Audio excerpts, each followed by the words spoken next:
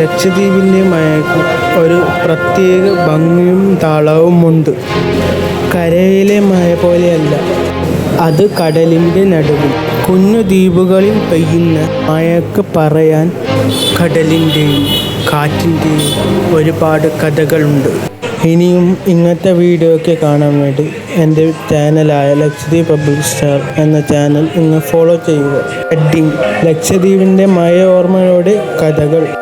കടൽ നനയുന്ന മഴ, ലക്ഷദ്വീപിൻ്റെ സ്വന്തം കഥ. കടൽ തുറ്റിക്കിടക്കുന്ന ലക്ഷദ്വീപിലേക്ക് മഴക്കാലം, മൺസൂൺ സീസൺ വരുന്നത് വല്ലാത്ത ഒരു ഗാംഭീര്യത്തോടെയാണ്. പടിഞ്ഞാറൻ കടലിൽ കറുത്തിരുണ്ട മേഘങ്ങൾ കൂട്ടത്തോടെ ദ്വീപിനെ ലക്ഷ്യമാക്കി നീങ്ങി വരുന്നുണ്ട്. ദൂരെ നിന്നുള്ള വരുന്നത് കാണാം. കുട്ടികളുടെ കളിച്ചിരിയും.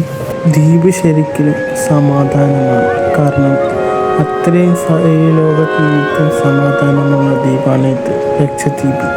അപ്പോൾ ഈ ദ്വീപിൻ്റെ മനസ്സമാധാനം തകർക്കാൻ വന്ന ഓരോ ചെകുത്താന്മാരുണ്ട്. അവരെക്കുറിച്ച് ഞാൻ അത്ര ഒന്നും പറയുന്നില്ല. അപ്പം നമ്മളുടെ കഥയിലോട്ട് പോവാം. ചാരനിറമാകുമ്പോൾ ദ്വീപ് നിവാസികൾ പറയും, ദാ വലിയ മഴ വരുന്നുണ്ട്. വൻ ലഗൂണിനെ തൊട്ട് തകർക്കുന്ന മഴ. ലക്ഷദ്വീപിൻ്റെ ഏറ്റവും വലിയ ഭംഗിയും അതിൻ്റെ ലഗൂണിലേക്ക് മഴത്തുള്ളികൾ വന്ന് വീഴുമ്പോൾ ആയിരക്കണക്കിന് മുത്തുകൾ ചിതറുന്നത് പോലെ തോന്നും. കടൽ വെള്ളവും മഴവെള്ളവും ഒന്നായി മാറുന്ന ആ കാഴ്ച ദ്വീപിൽ മാത്രം കാണാൻ കഴിയുന്ന ഒന്നാണ്. 2. നാവികരുടെയും കാത്തിരിപ്പ്. ദ്വീപുകാരെ സംബന്ധിച്ച് മഴക്കാലം എന്നാൽ ഒരു ചെറു പരീക്ഷണം കാലം കൂടിയാണ്. കടൽ പ്രക്ഷുബ്ധമാകുമ്പോൾ വലിയ കപ്പലുകൾ വരുന്നത് കുറയും. പണ്ട് കാലത്ത് മഴ കനക്കുന്നതിന് മുൻപ് തന്നെ ദ്വീപുകാർ ഒരു വർഷത്തേക്കുള്ള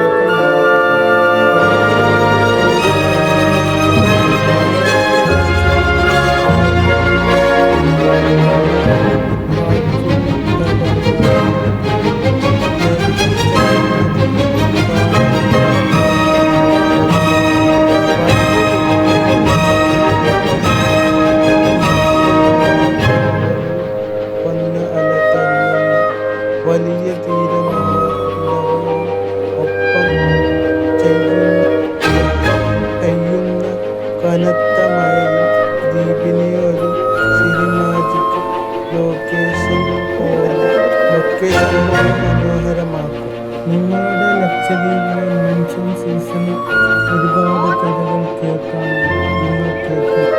കനത്ത മഴ തോരുമ്പോൾ ദ്വീപ് വല്ലാതെ ശാന്തമാകും. ഇലകളിൽ നിന്നും തന്നോലകളിൽ നിന്നും വരുന്ന ശബ്ദവും മാത്രം തണുത്തു നിൽക്കുമ്പോൾ ലൈറ്റ് ഹൗസിൻ്റെ മുകളിൽ നിന്ന് നോക്കിയാൽ